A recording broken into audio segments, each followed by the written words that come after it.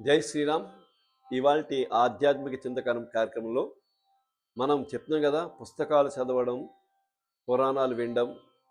అలాగే మనం ఒక లైబ్రరీకి వెళ్ళి ఎన్నో రకాలైన పుస్తకాలు ఉన్నాయి. మనకి చాలా మందికి తోచుబాటు కాకపోవడం వల్ల సినిమాలు చూస్తున్నది, టీవీ మొబైల్స్ ఆడకుండా ఉన్నారు.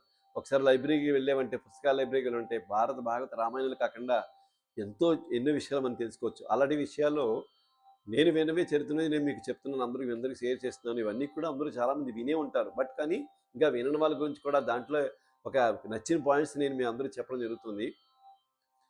ఒక ఒకసారి ఒక వీధిలో ఇద్దరు ఫ్రెండ్స్ కలిసి ఉన్నారు ఒకే లైన్లో. అందులో చాలామంది ఇండిపెండెంట్ హౌస్లు ఉన్నాయి.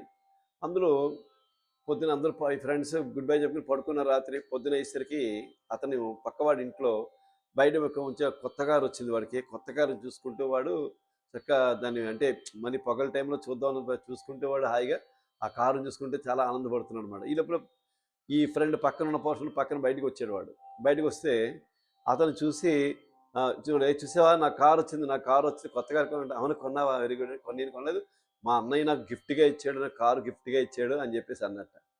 అంటే నీకు అలాంటి అన్నయ్య లేడని నీకు ఈర్ష్యగా ఉందని అడుగుతున్నాడు అనమాట. అడుగుతుంటే యువతల వాడు ఎంత సంస్కారంగా మాట్లాడాడు చూడండి. యువతలాడు ఏమన్నాడంటే, నేను అలాంటి కారు కొనివ్వలేని బాధ, నాకు మా అన్నయ్య కొనివ్వలేదు, నాకు బాధ లేదు, కానీ అలా కొనిచ్చే అన్నయ్యగా నేను ఉంటే ఎంత బాగుందో అనిపించింది అన్నాడు. అంటే అర్థం ఏంటంటే, ఏదో పొందాలని కాకుండా నేను చెయ్యాలని తాపత్రయం ఉండేది ఉంటుంది చూసారా, ఆ మనుషులు ఎప్పుడూ హ్యాపీగానే ఉంటారు.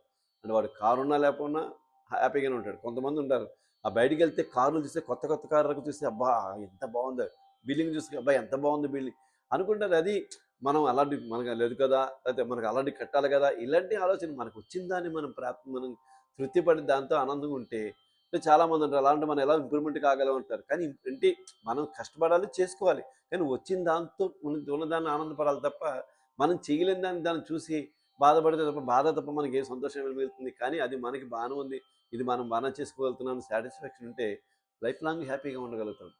ఈ విషయం నేను ఒకసారి తనికెల్ బెర్న్ గారు చెప్పడం జరిగింది. అది విని చాలా నాకు నచ్చిన పాయింట్, అందుకనే మీకు షేర్ చేసుకోవడం జరిగింది. జై శ్రీరామ్.